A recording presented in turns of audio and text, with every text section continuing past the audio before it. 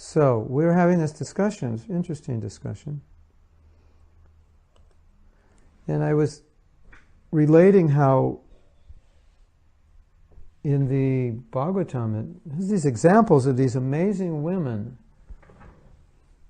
like Gandhari, who didn't want to be better than her husband, so because her husband was blind, she voluntarily blindfolded herself, just so she wouldn't have an advantage over him or be in a superior position, which is, it's not something that is common for women today. I don't think it's really common for women ever. It's a very exalted position.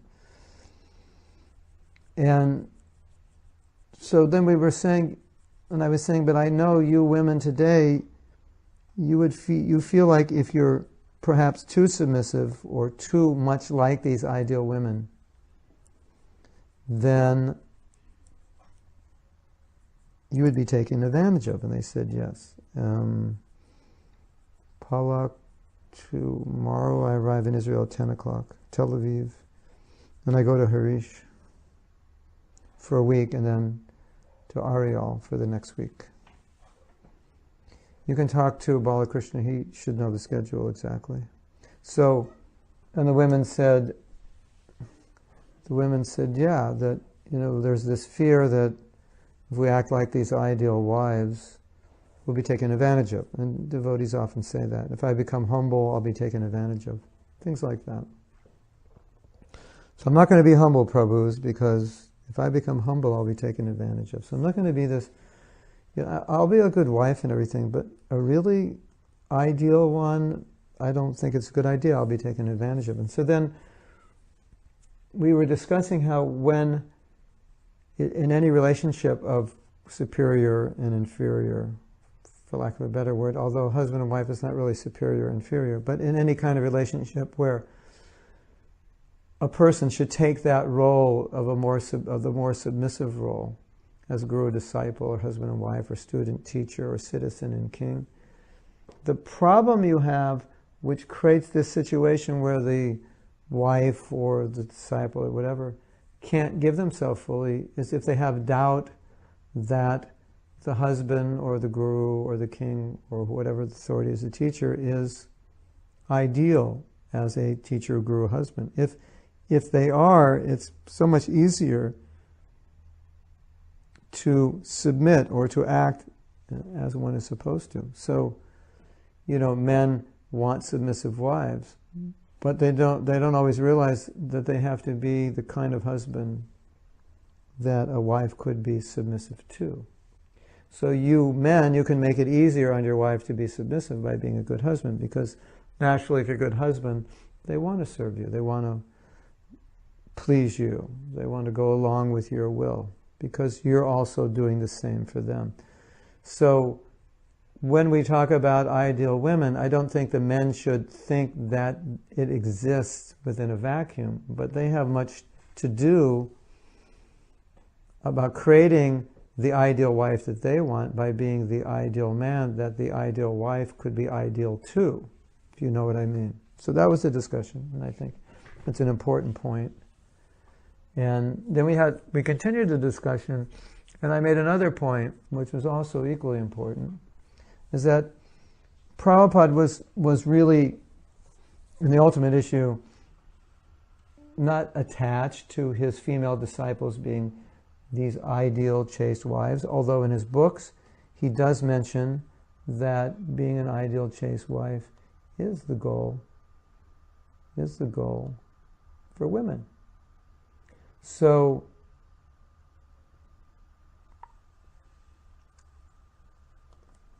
what was Prabhupada attached to? He was attached to the relationship working out and a relationship being Krishna conscious. That's what he cared about. And so generally, the ideal is the way it works out, but sometimes the ideal is not the way it works out. It may work out in different ways. So that we shouldn't be overly attached to role models. Well, I'm the husband, I'm the wife, this is how I should be, or this is how you should be. That's true, generally, but sometimes that doesn't work, or it's not the way a wife can be or wants to be, and the husband may not It may be wise not to demand behavior that doesn't work for her, because if it doesn't work for her and he forces her, she won't be happy, and then he won't be happy. So Prabhupada was practical, and I told a couple stories, which were interesting stories, that one woman, married woman, was initiated as a Brahmin before her husband. So later her husband got Brahminical initiation, and Prabhupada asked her to give him the Gayatri Mantra. Usually the Gayatri Mantra is given by the Guru, or Guru's representative, like maybe Temple President wouldn't really give it. Usually Prabhupada would put it on tape. But maybe before he put it on tape, he would ask people to give it as representative of him. So she gave it to her husband.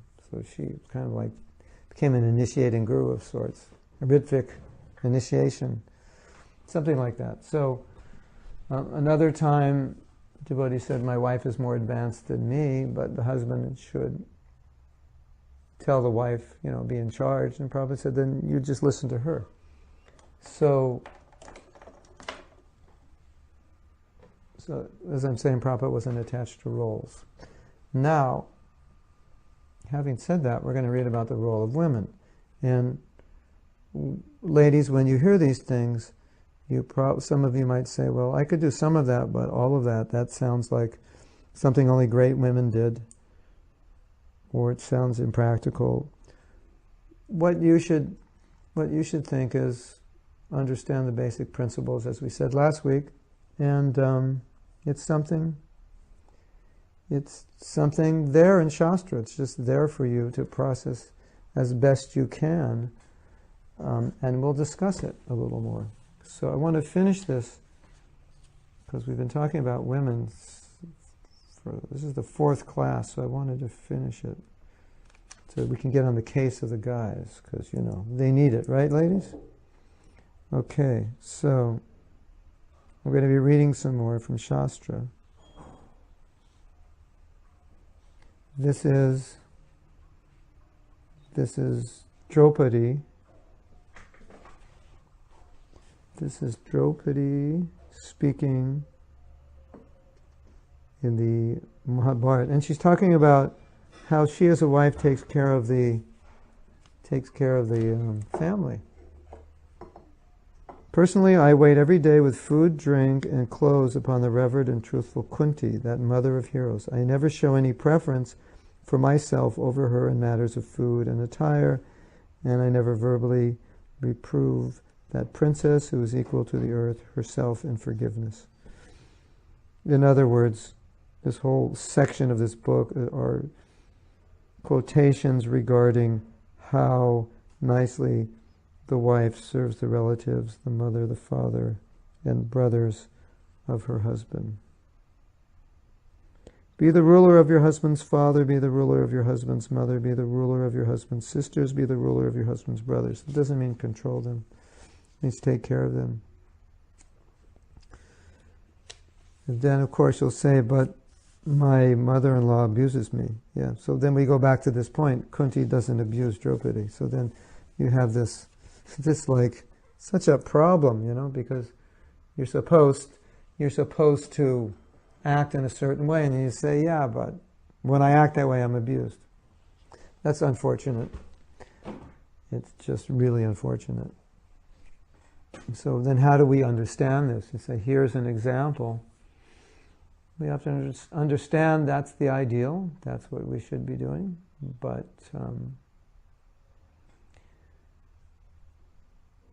you have, as I said, Prabhupada would look at everything as to how it helps Krishna consciousness. So sometimes acting in the ideal way may not help because you're being abused or mistreated because of it. So you have to adjust.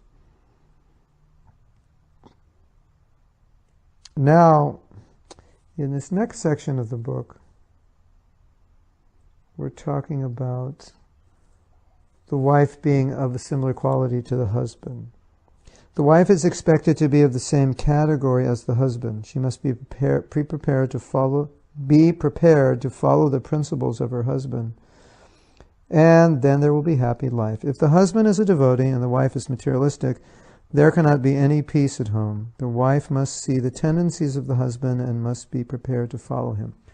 So if you go to, if you Google Grihastha Vision Team, Grihastha or Grihastha,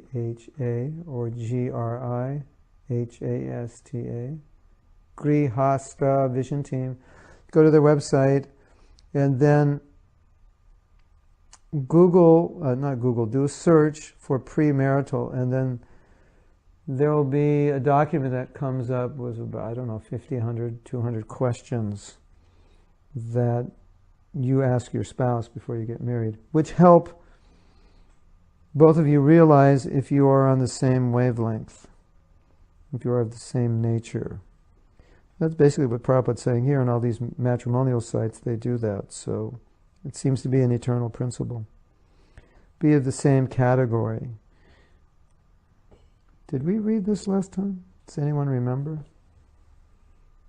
Remember hearing this? Of course, it's always good to review. Anyway, I'll continue reading. Yeah, we did read that. And then there's a soliloquy of Draupadi explaining how she serves her husband. We read this long ago in another class, so I'm not going to read that. But basically, the principle was that she served them very faithfully, very obediently, very submissively, and she always had a good temperament and just tried to please them. And the conclusion was it said that in that way she controlled her husband. So this is how Prabhupada says that, everybody likes to be in control, and women want to be in control also of their husband to some degree in the family. And Prabhupada says, by satisfying the husband the way Draupadi satisfied the Pandavas, he said that's actually how you control the husband, because you're serving so nicely and you have such a nice disposition, he becomes so much indebted to you and he'll just want to do whatever you ask. And we have that example of Chaivana Muni, that he was grouchy and he was an old man, and Sukanya served him so nicely that for her, as a service to her, out of his mystic power, he turned himself into a beautiful young, muscle-bound Bollywood star. And he was really beautiful. And, she had married this old, irritable guy, and all of a sudden, he's turned into this beautiful, young, muscle-bound movie star, just to satisfy her, because he was so satisfied with her service. So,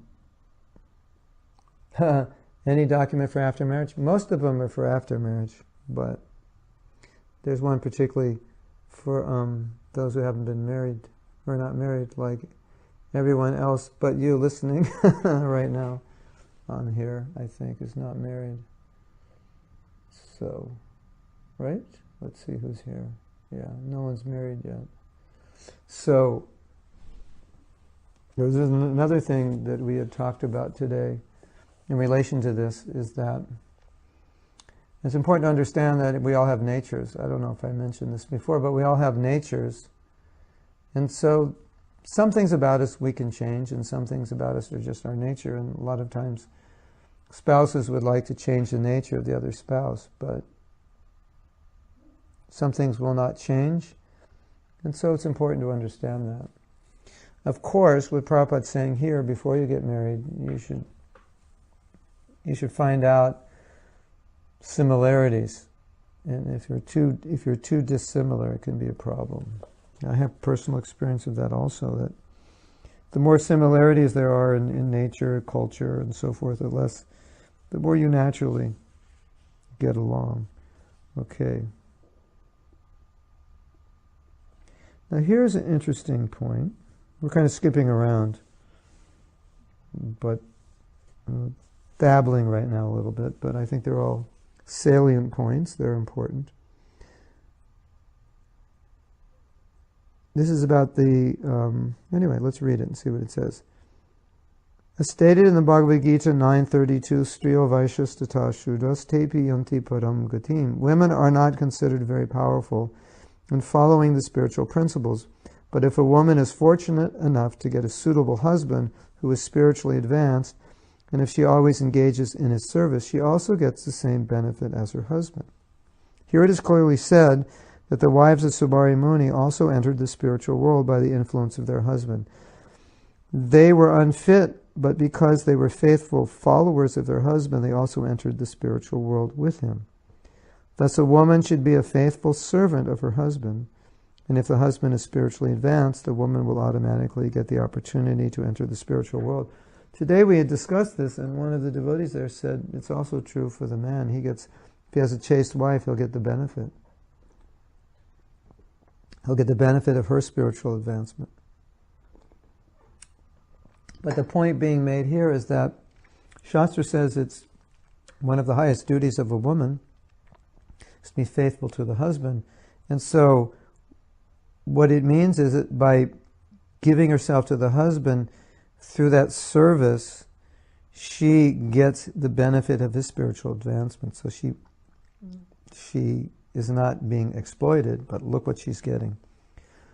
She's getting his advancement. So similarly, when a disciple serves the guru, disciple gets the blessings of the guru, and the disciple advances that way. So it's a similar principle is being told here. Of course, devotees in ISKCON, women who are initiated, don't think that they're going to go back to Godhead solely by serving their husband. They understand that they serve their guru, they have regular principles to follow, they have their rounds to chant, so many things. But at least the principle you understand is that you will get the blessings of Krishna by serving your husband, and you will share in his advancement. It's not, of course, the only way. Wow. I skipped so fast in this chapter, we came to the end, and I thought it was going to take us a whole hour to come to the end. So, we can read some more in this chapter, because the next chapter is about men, and I'd rather start it as a separate course. Well, of course, if you have any questions you'd like to ask, that's also, we can entertain them, especially in regards to duties of a woman. But if I were to sum up the duties of a woman, I would say the main things are that her consciousness should be focused on making the man happy, following the vows that he follows, making his life comfortable, always being in a good mood, and it's very much in the mood of pleasing the husband. That's what we learn from Shastra. Which, if the husband's a devotee, that's wonderful, right? Because we like to please other devotees. And then we had this discussion today and say, well, all right, we'll say, Alejandro says, well, could you explain more about the nature of the person? How can we know what is our nature? Well, if you all want to do something fun, and many devotees feel this system of understanding your nature is valid and useful. You Google Enneagram, and I'm not sure how to spell it, E-N, maybe 2 N's, E-N-N-A-G-R-A-M, Enneagram. And the Enneagram shows, I believe, 9 personality types. And most people have one of those personalities prominent and maybe another one which is less prominent. But before you do that, let me just explain it to you so you understand it. And I don't want to create an Enneagram cult, but I think it's useful, particularly in marriage, at least to understand a principle.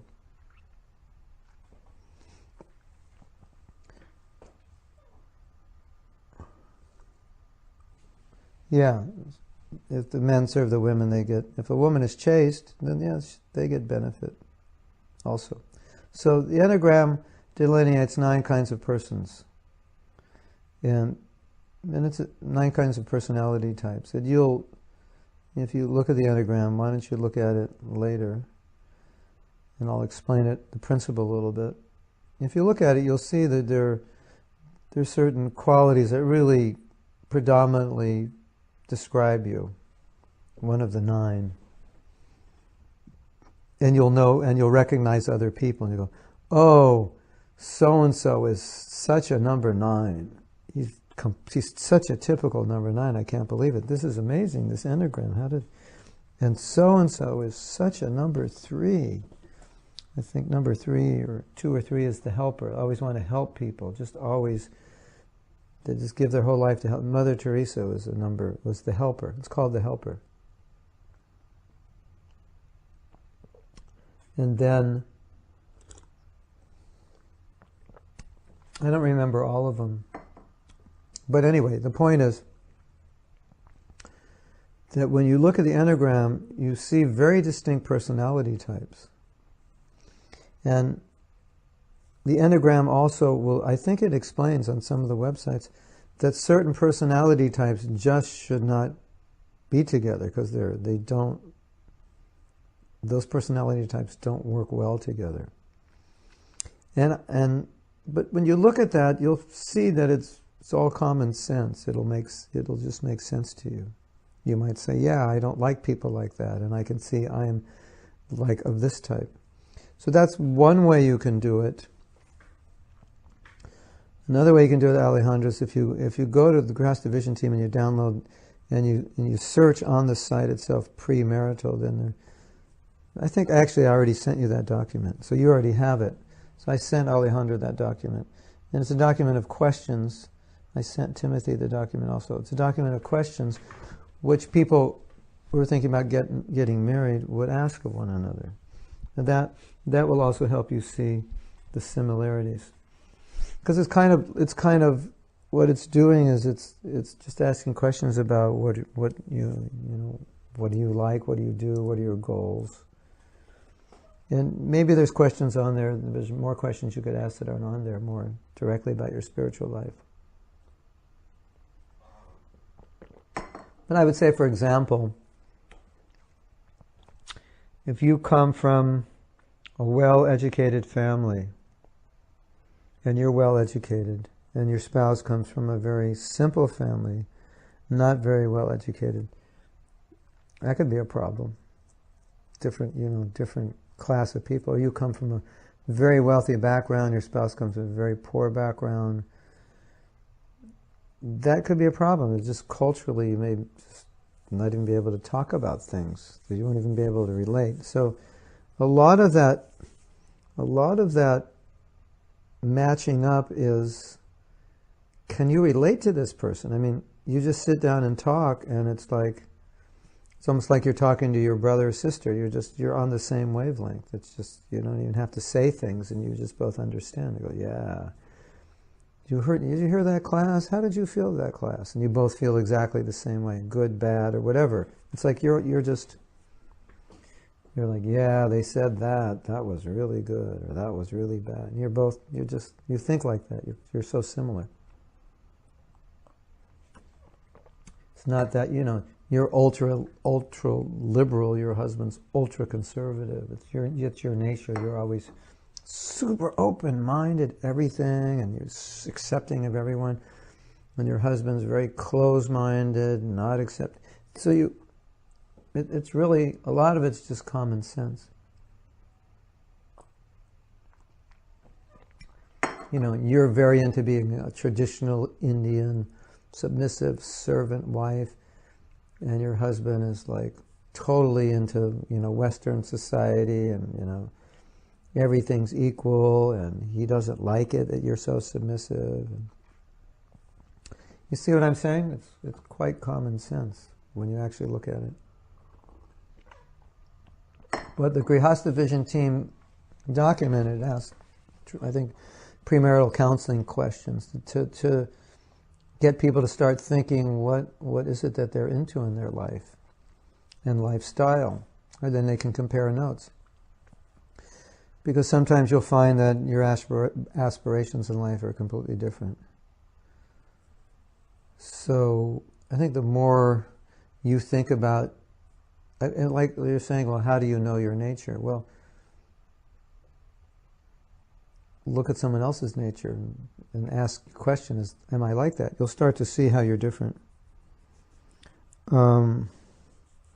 Alejandro, your nature is you like to help people. Yes? And I think your nature is that you could make a lot of personal sacrifices of your own in order to help other people. Yes? Am I right? I think I'm right. Am I right, everybody? Is that Alejandro's nature? Yes. Okay. So, on the Enneagram, you could be the helper. That could be, I don't know if that problem, you have to see the other ones, right? You could be the helper. Now,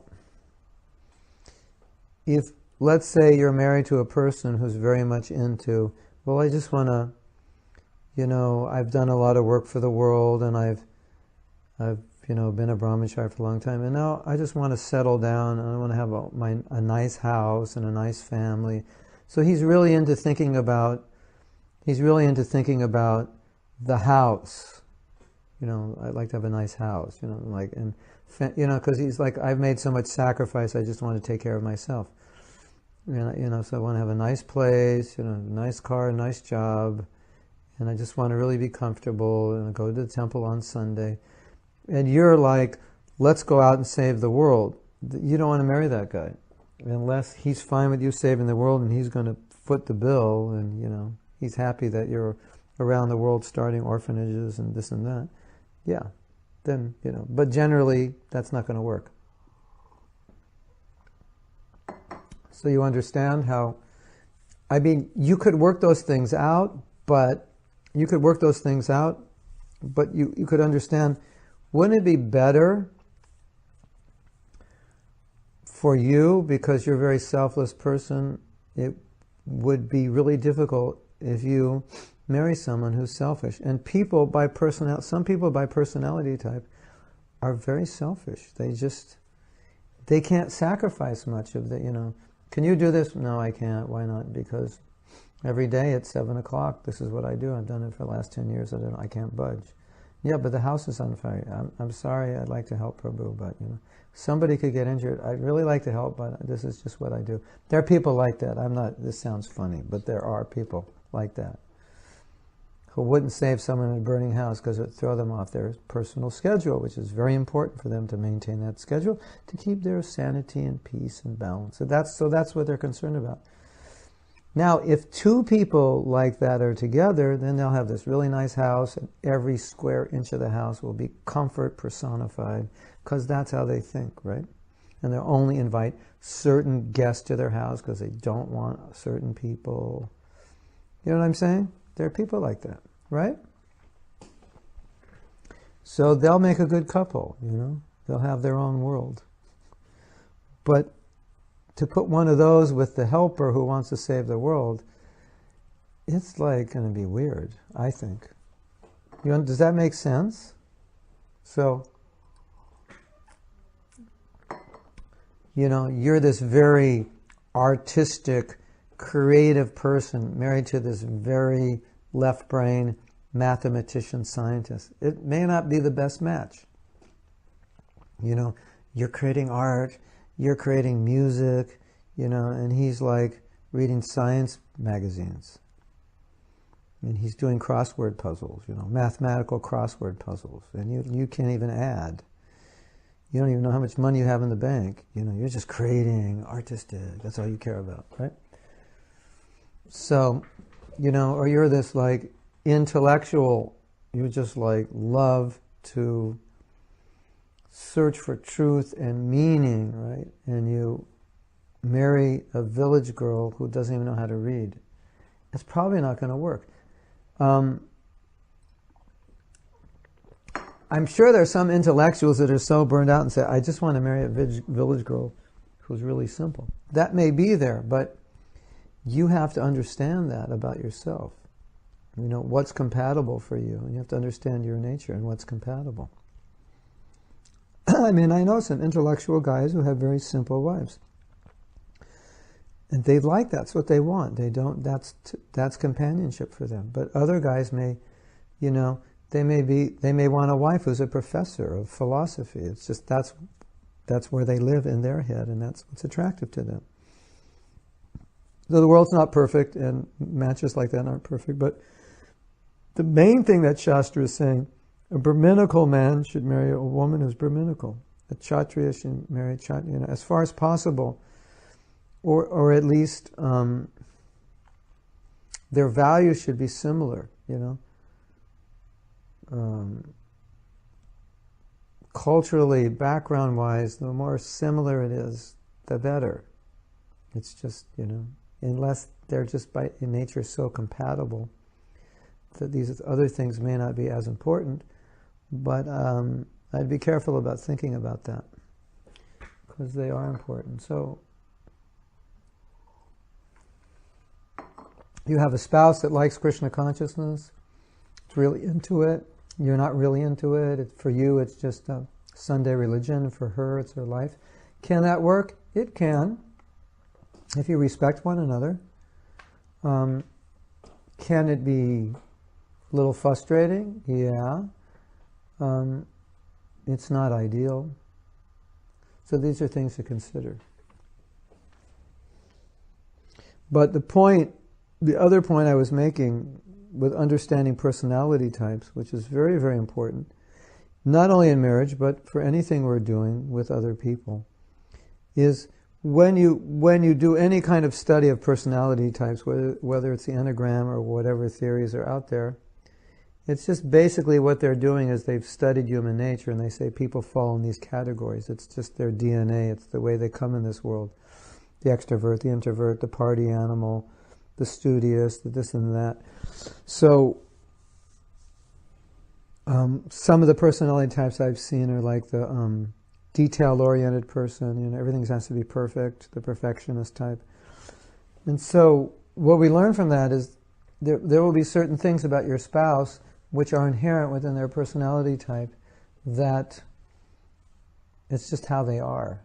And you can never change that. It's just, you have to understand that's how they are and then accept it. And everything's fine once you accept it. That's just how she is, Like, my spouse is always, it doesn't pay attention to details. You ask her, ask him, this or that, they're just totally not into details, just bother them. It just boggles their mind. You give them a shopping list of 8 things, they only get 6. It's just, I forgot the other 2, It's like, I'm not good at details, right, don't you, But I wrote it down for you, yeah, but I just didn't notice it. I mean, some people are like that.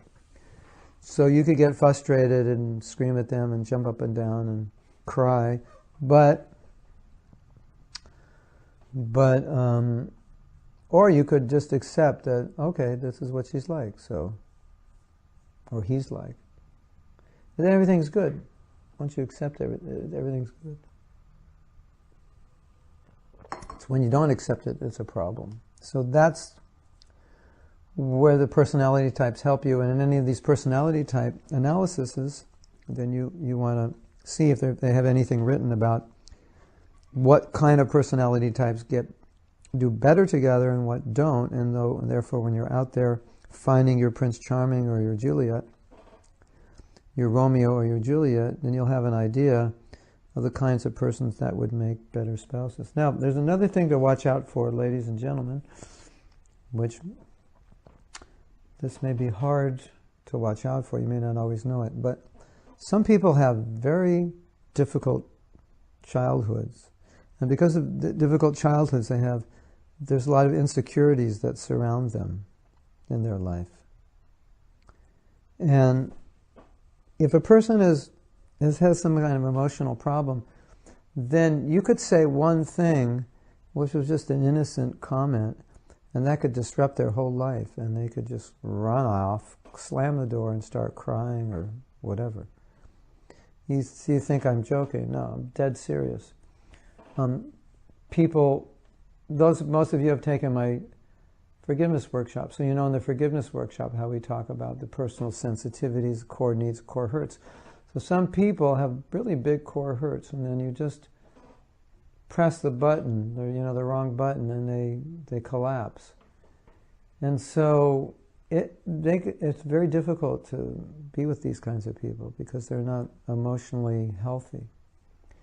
And so if you're getting involved with a person, you might want to inquire a little bit about what was your childhood like? Were your parents nice to you? Well, your sibling's nice to you, you might marry someone who's actually sexually molested, and that person needs to get over that, or was abused by their parents physically or verbally. Or those kinds of people, they have difficult times in relationships. Otherwise, they can be, fine in every other way. So it's something to be aware of. A perfectly normal, nice person who's been somewhat damaged growing up can have a really hard time in relationships. They may have a hard time getting close to people. They may be afraid of you, that you're going to do something to them, and you're not doing anything wrong. So, if that doesn't scare you from getting married, I don't know what will. But it's a reality. And now, I'll scare you a little more, so put your seatbelts on. So, everybody is like this to some degree. Everybody is a little bit weird. It's just, you want to marry someone who's a little bit weird, not really weird. We're all a little weird. We do weird things. When you move in with someone and live with them, you start to see the weird things they do, right? It's just if you grow up with them, you don't really notice it anymore. But we're all a little weird.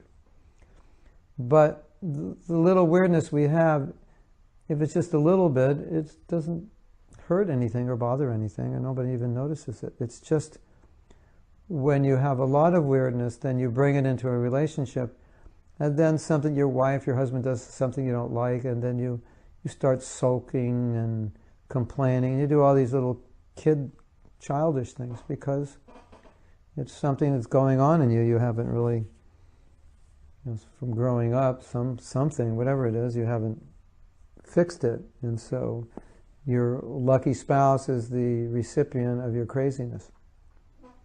And I'm talking about good devotees, respected people, behind the scenes in their homes, can be like really childish and do crazy things. It's just the way it is. So, okay, right now we can end our classes on marriage, because now nobody's going to want to get married after I had said that. So look at yourself and ask yourself, would I like to be married to myself? I mean, if I had to marry someone like me, would that be good? Would I be happy? And you're going, oh, I don't know if I want to, because I'm kind of weird sometimes. Right, Antonio? Would you want to be married to yourself? Antonio may have second thoughts about that. Yeah, Antonio, if you were married to yourself, sometimes you wouldn't be able to find your spouse. They'd be in a cave somewhere, right? Going away for a few weeks. So you look at your own self, right? And you say, am I weird? Do I have some things weird about me? And yeah, so, and weirdness makes it difficult for the people you work with and live with to work and live with you, right? Yes?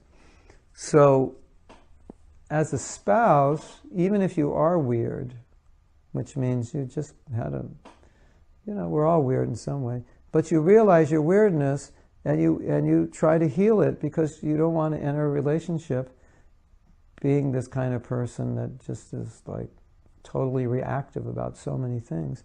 You make it hell for your partner. So as a service to your partner, you want to kind of work things out, whatever it takes to work it out. Read a book about your particular weirdness, go to a therapist, chant 128 rounds, something. Face it, deal with it, improve it. And if you do that, basically what I'm saying is try to become normal. And the more normal you become, if you're around somebody who's not normal, you'll notice it. But if you're not normal, you won't. That's interesting, isn't it? So, sometimes people get married and they say, God, I didn't realize my husband was so weird.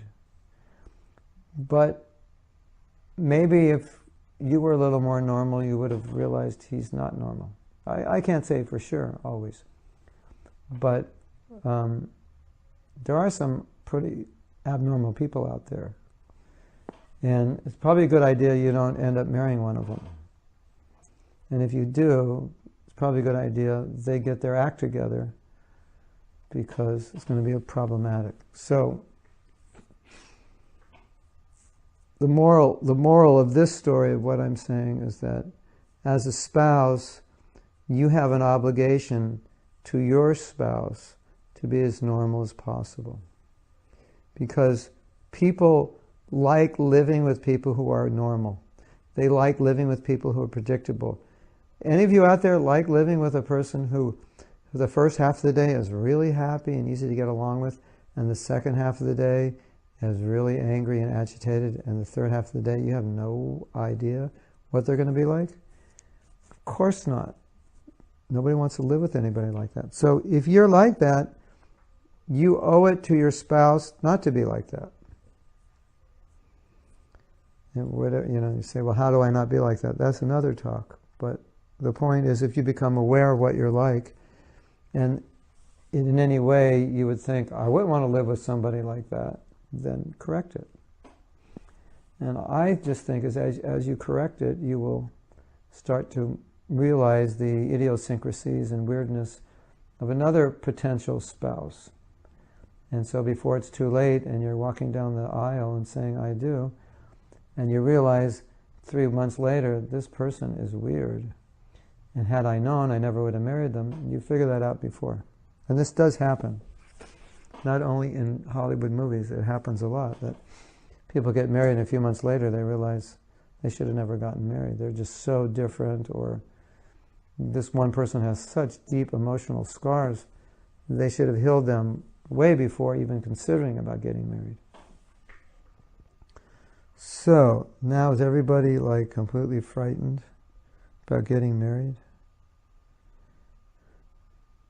Absolutely, 100%. Okay, then the class is over. We've reached the goal of this class. No one's going to get married. Let's go on to something else.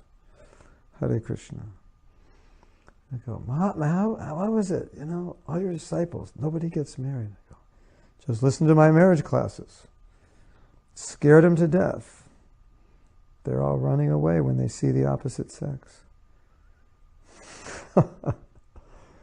I just did a workshop this weekend, so I'm kind of in a funny mood because I always have. Anyway, you understand.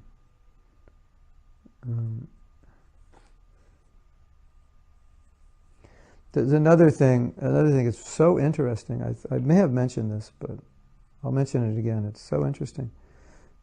There's so many references to Grihastha life in the Bhagavatam. That in itself is interesting. But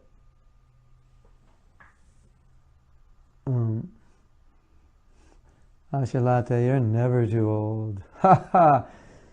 I just have a godbrother who just got married at 59. You're never too old. There's life. You used to have life ahead of you. So,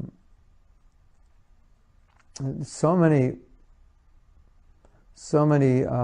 purports, so many stories about married couples and interaction with married couples in the Bhagavatam. But what's interesting is, I'm just sending a Skype to Anna, who's trying to escape me. I'm going to grab her into class. So, what's interesting, you might say, okay, well, that's interesting that Bhagavatam is describing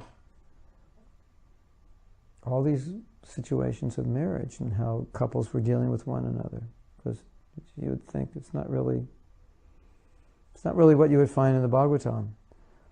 But what's more interesting is that Prabhupada writes purports about it, because he could look at it and say, well, this is the Bhagavatam, and this is not really the purpose of the Bhagavatam. But he gives these elaborate purports, just showing how important it is to understand Grihastha life. Otherwise, why would he write all these purports? So there are a lot of purports in Prabhupada's books about how to live as a Grihastha. Why would he write them? Because they're important. Prabhupada, in his purports, talks about male and female psychology, so men and women can know how to relate together and live peacefully in household life. He talks a lot about it. The man likes to be pleased. This is how the woman controls him. He always wants to be in a superior position. He wants the woman to be in an inferior position. She takes that because she knows that pleases him. she adapts to his mentality, and that way he becomes putty in her hands and do anything she wants. So Prabhupada, that's what he's saying there. That sounds like right out of some 2014 marriage book, marriage workshop. So it's all, Prabhupada lays it all out. Here are the rules. This is how it works. This is how this is a man. This is a woman. How they think. And interesting, isn't it, that he would put so much time and attention into it. So what do we take from that? We take that he wanted us to make this work. It's very important to make it work.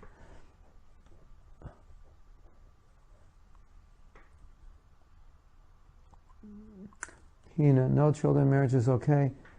Hina, anything goes these days. I mean, she's making a comment about the 59-year-old. Well, ultimately, you do what will help you you do what helps you become Krishna conscious. So maybe that man would be worse off if he didn't get married. Maybe it's the best thing. And you might say, well, how could that be the best thing? Ask him, he'll tell you.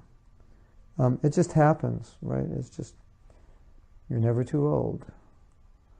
Don't ever think you're too old. You might think, no, I'm old, I'm not attracted. Someone will be attracted to you, don't worry.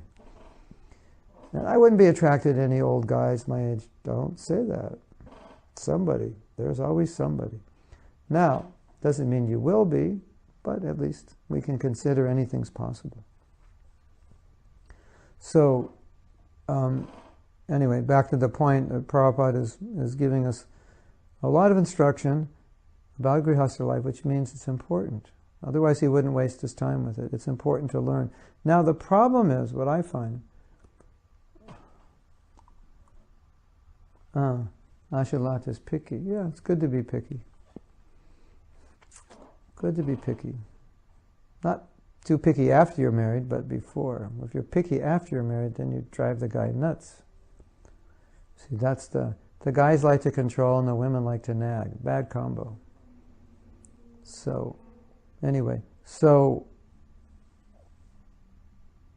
Prabhupada is helping us be good grihastas. And so the problem, at least one of the problems I see, I think it's a big problem, is you might look at grihasta life and think it's like peripheral to Krishna consciousness. And the real thing is, chant, hear Bhagavatam, do service like that. Grihasta life is like, why give energy to it?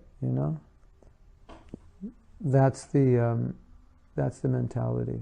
So we shouldn't think that way. We should think, this is important.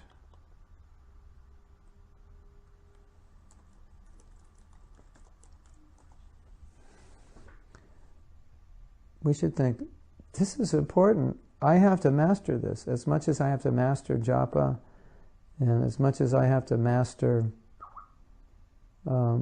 anything in Krishna consciousness that's important. I shouldn't relegate this to a lesser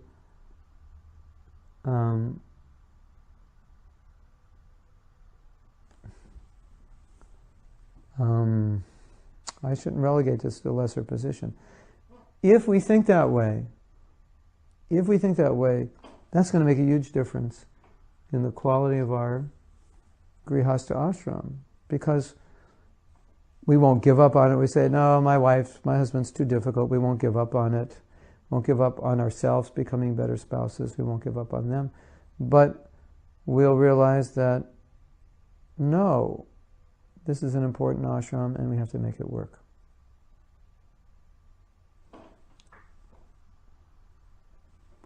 So, even if you're 59, Hina, make it work. I mean, if you're going to do it, make it work. I wouldn't recommend it, but if you're going to do it right. So, in other words, if you see, well, it's all about chanting Hare Krishna. That's what it's all about. Chant good rounds. Okay, that's true. But it doesn't mean it's not, because it's all about chanting Hare Krishna, it's not all about being a good grihasta or a good brahmachari or vanaprastha sannyas. That doesn't follow. See, but so that's, we tend to like relegate things. Say, well, if I do this well, that means I don't have, it's okay if I don't do that well, because doing the japa well will balance out the fact that my grihastha life is a total mess. No.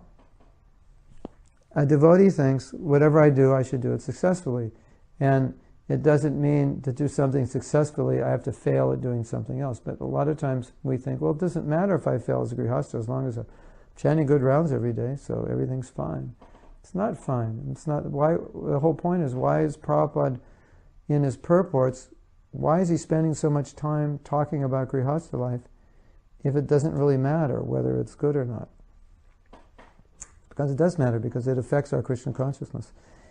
And if you have a good, stable grihastha life, your Krishna consciousness will tend to be stable. He is not 59 yet, but you will be someday. Don't worry, I guarantee it. Just get married before you're 59. You know, Prabhupada said marriage after 30 is not very nice, not very happy. I'm not sure what he meant. I think he meant materially it's not enjoyable after 30. So, anyway, why don't you ask some questions? Because I think I've said everything I needed to say today.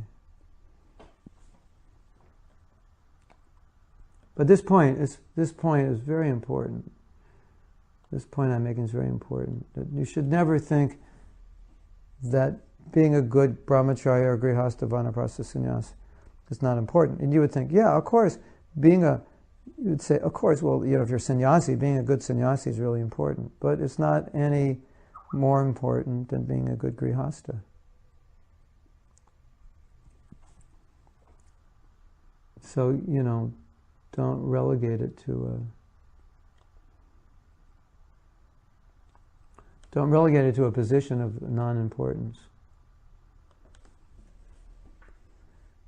You know how I say we succeed by failing? I have a lecture, succeeding by failing. What does that mean? It doesn't mean try again, failure is the pillar of success. What it means is you fail in one area of your life so you can succeed in another. So we don't want to do that, you know. Well, I'm a good devotee, just I did it at the cost of destroying my family. So that's, you know, I get up every morning, but my family is, you know, they've left me and this and that, but I'm a good devotee. So you've failed. Your failure becomes the so-called cause of your success. You see what I'm saying? So, yeah, so Anna's saying, once Prabhupada said all the men should be married, and all the men should be brahmacharya and all the women should be married, but how is that possible? Very good question. They asked Prabhupada the same question. And he said, that requires intelligence. In other words, if you're a good manager, you're given an impossible task. And you figure it out. Now, let's understand what Prabhupada said. I mean, what's the meaning? Ideal situation for every man in the ideal perfect universe, don't get married. If you don't get married, live in an ashram and be a monk. If you're a monk, you don't have to work. You don't have to get a job. You'll have other monks wash your clothes. You'll have other monks cooking for you. It's the life. It's the life. And all you have to do is preach. And you can serve your guru 24 hours a day, 7 days a week.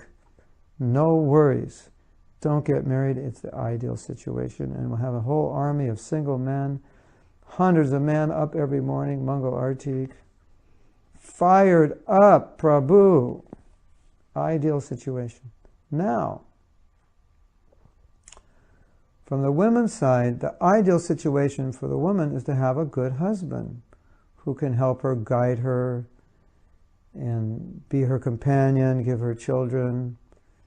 And Prabhupada says that generally women are not as spiritually as strong as men, and therefore they do better as married, they do better married. And that it would be good if some of our men marry the women because they need it. So that's the other side. So that's why Prabhupada, he was saying all the women should be married and all the men shouldn't be. But of course, if all the women should be married, they have to marry some man who's a devotee. And so therefore, in a letter, Prabhupada said some of the men should marry the women because they're coming. And we need to protect them and we need to help them, and they do better as married. So the simple way to resolve this whole dilemma is just wait, because most of the brahmacharis will get married anyway, no matter how many times you tell them not to, and it's Maya, it's a deep well, women are Maya, just miserable, you're going to work like an ass, blah, blah, blah. 365 days a year you could tell them that, and it doesn't mean they're all not going to get married. So the managerial solution to this dilemma is just wait. Then they'll all get married, most of them. So don't worry. It's just, and then they'll get married, and they'll realize I waited 5 years too long. I was in total denial and repression for the last 5 years of my brahmachari life, but better late than never. So that's how it goes. Now, if a man can remain single, it actually is better, because he can dedicate his whole life to Krishna. But not every man can do that. And to remain single is not to be artificially repressed. And then you remain single, and when you're 55 or you're 59, you decide, I need to get married. So you don't want to do that. Right? Do you? I hope not. So if a woman wants to get married, she should not feel there's anything wrong with her. She should feel she's perfectly normal in having those desires. If a man wants to get married, he should not think there's something wrong with me. Somewhere down the road I made a mistake. No. He should think it's totally normal for a man, a conditioned soul, to get married. It's nothing wrong. It's actually, I think I was saying before, what you should think is if you remain brahmachari, you should think, I'm weird. Something's wrong with me. I don't want to get married, because all men want to get married. So that's actually what's weird. Of course, it's weird in a good way, because it helps you in Krishna consciousness. But statistically speaking, remaining a brahmachari is not normal. So no man who wants to get married should think there's something wrong with him. He should just think, I'm just being normal. So these other brahmacharis, they're the weird ones. I'm just being normal. Of course, the other brahmacharis think you're weird, but statistically speaking, they're the weird ones. But if you can be a weird brahmachari, more power to you, because you'll have a great life and you'll do a lot of service for Prabhupada, if you can actually do it. So, Anna, did that answer your question, or was that like totally unexpected and out in left field? But anyway, that's what Prabhupada meant. And in some cases, Prabhupada would encourage men to get married because there were so many women coming, and he'd say, they should be married. So I don't know if I told you that story, that Radhanath Swami has some disciples who are doing some preaching work where they're dealing with women more than brahmacharis should to keep a healthy life. And then they weren't having any problem. It's just that the nature of their preaching, there's a lot of preaching to women and a lot of counseling to women. So then he said, well, if you want to continue with this preaching, then you should get married. And none of these men wanted to get married, or I don't think they need to get married. But he said, well, rather than, chance and accident of falling down, better you be married, because you're dealing very closely with women. So there are cases when the spiritual master will ask his disciples to marry.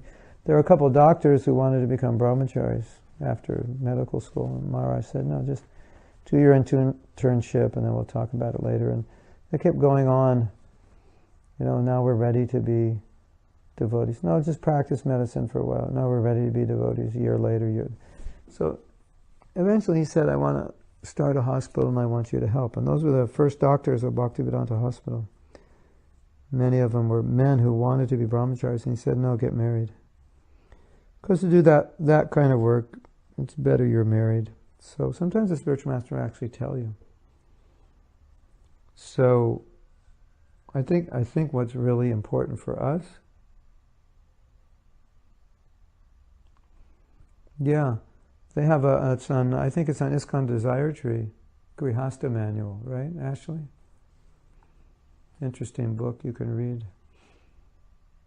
So, I think it's,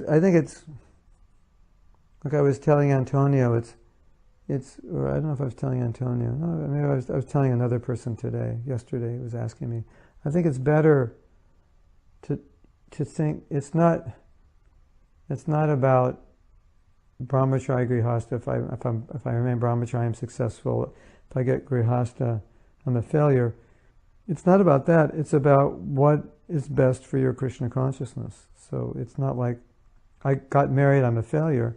It's like, was that what you need? Is that your nature? What's your nature? It's not. Don't be a brahmacharya if your nature is not a brahmacharya. It doesn't work. And don't get married if your nature is a brahmacharya. You'll drive your wife crazy, and she'll keep asking you questions like, why did you marry me? Why did you get married? You want to be a brahmacharya. You see what I mean? Because some men do get married and they shouldn't. Okay, so Hina has a question.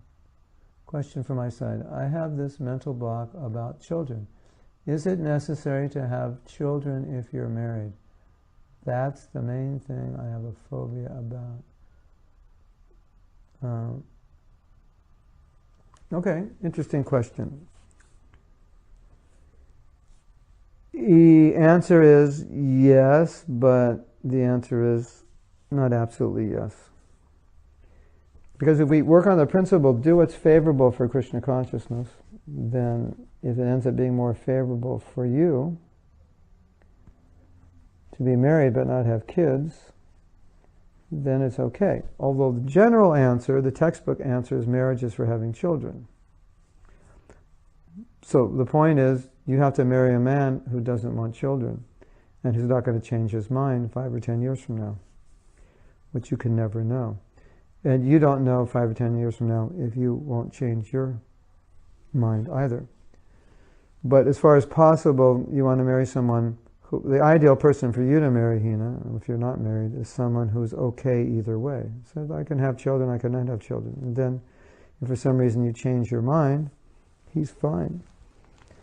Now, the other half of your question is, why do you have a phobia? Because maybe you actually do deep down want kids, but you have some fear about it or something that could be resolved, and then your motherly nature to want to have children might come out. So that's another issue. As you say, you have a phobia, so it could be something there that just has to be cleared up. If you marry a brahmacharya, okay, what did it say? Rashi. Okay, Rana Swami did a good book on Grihastha life. He will ask us to wake up and force for Mangalarti. If you marry a brahmachari, Ashley doesn't want to go to Mangalarti. Don't marry a brahmachari, Ashley. Ashley should marry a nice devotee who likes to live nice and mellow, no pressure. But there's some women that like to wake up and go to Mangalarti, so they should marry the brahmachari. Actually, there's some women who are like brahmacharis, so they should marry the brahmachari. But, just to set the record straight, ladies and gentlemen, there are men who get married, but they maintain the bhava or nature. Well, Ashley knows. They get married, but they live like brahmacharis. And they expect their wives, Ashley, correct me if I'm wrong, to be like men. They expect their wives to be like brahmacharis, and they treat them like brahmachari, and they want them to do all kinds of austerities and penances, like rising early, taking cold showers, going on Sankirtan for days on end, right?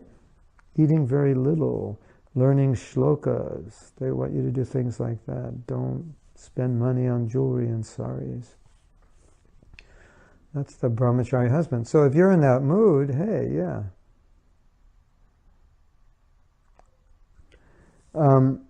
If you're also in that mood, then marry the brahmachari husband. Yeah. So anyway, I bet your husband was like that. So, but it's a good point. And the point is, you should know that before you get married by asking questions. Are you a brahmachari in grihastha dress? Will you ever be a grihastha? Trying to be a gentleman. I don't know. It's hard to be a gentleman in Kali Yuga. But I do understand these things, so I can show you what to watch out for. But gentlemen out there, sometimes you get married and you don't actually get married. You remain brahmachari. And if that's, you have to change your mind. You have to realize the mentality of grihastha is different than the mentality of a brahmachari. Now, what Bhaktivedanta Purnaswami says about women, and he's not saying this as a criticism, he's just saying this as something which is their nature and true, which husbands should understand, which is women cannot or do not like the levels of austerity of men. Men can do more austerity, it's their nature.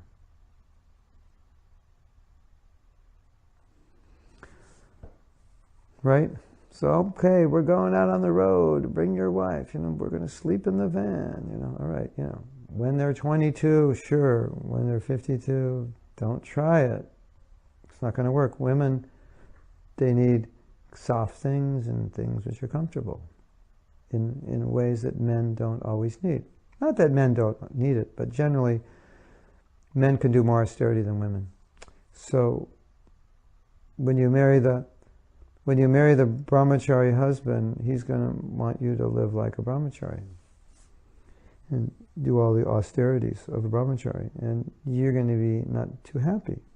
Unless in your last life you were a brahmachari, and in this life you really wished you were a brahmachari, then you can marry the brahmachari husband. You'll live happily ever after. Okay. Yeah. So, anything else? I figured Ashley's ex-husband out perfectly, right? How did I know? I'm so smart. I must have mystic power. I must know everything, right? So, Palak. We're going to talk to Palak right now. Palak is an incredible songwriter and writer. I bet Palak someday will be famous as a writer.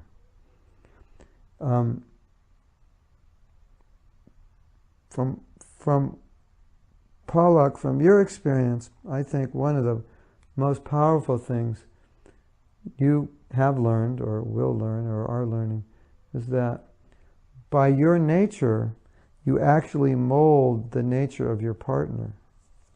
So you can make your partner very compatible or very incompatible. Even if you're compatible, you can make your partner incompatible if you don't live in a way which is pleasing to them or responsive to them. So realizing that, it's very valuable, because then now you can work on all the areas of your life where you're lacking, in understanding that to have any kind of good relationship, I need to be full and complete in myself, and that will make it easier on the other person. So that's one of the things that sometimes happens in relationships. When they don't go well, you look and you say, well, did I contribute in any way to this?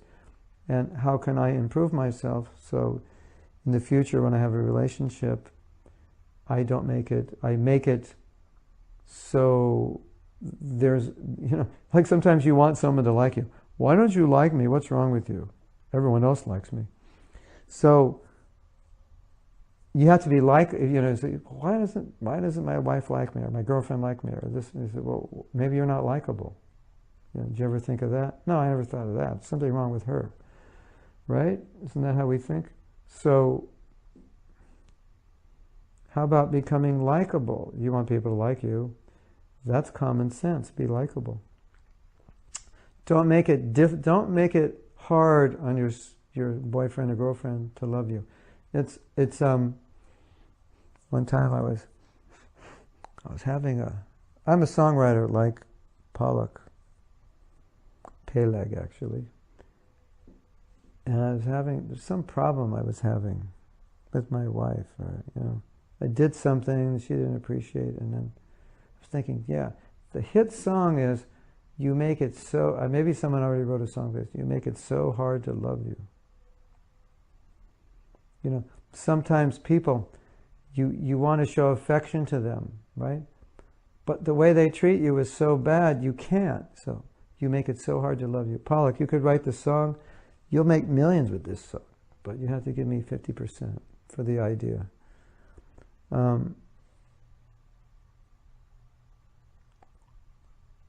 Yeah. So, but now, if we take this song, Pollock, you make it so hard to love you, and then put yourself in that position. Do I make it hard for people to love me by my behavior, by my attitudes, and so forth? And then, if you say, I do, then you work on it, and you come to the point where you say, no, now, I don't make it hard for people to love me. Then, when we ask you that question, would you have a problem being married to yourself? You'd say, no, I'd like to be. Because I act in a way that I'm lovable.